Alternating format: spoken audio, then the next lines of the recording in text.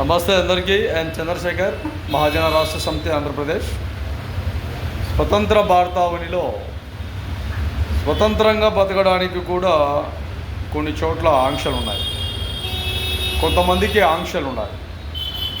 కానీ ఆంక్షలతో బతకాలన్నా, వాళ్ళ ఆశీస్సులతో బతకాలన్నా మన బతికే కాదు.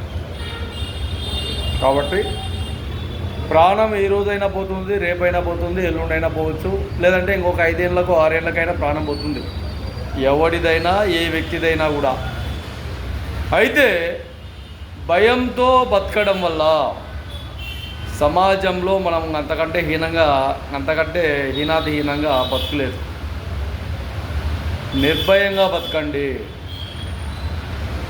ఒకవేళ అవసరమైతే ప్రాణాలు తెగించేదానికైనా, ప్రాణాలు తీసేదానికైనా వెనకడుగు వేయకుండా ఈ భారతావనిలో, ఈ స్వతంత్ర దేశంలో, ఈ స్వతంత్ర భారతదేశంలో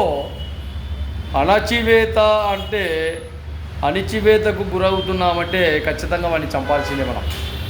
ఇది గుర్తుపెట్టుకోండి బాగా. ఎవడైతే మనల్ని అణిచివేస్తాం అంటే ఖచ్చితంగా ఆ విషయాలను తెగువతో తెగించి ముందుకు పోవాల్సిందే. ఖచ్చితంగా అన్ని విధాలుగా ఆలోచన చేయాల్సిందే.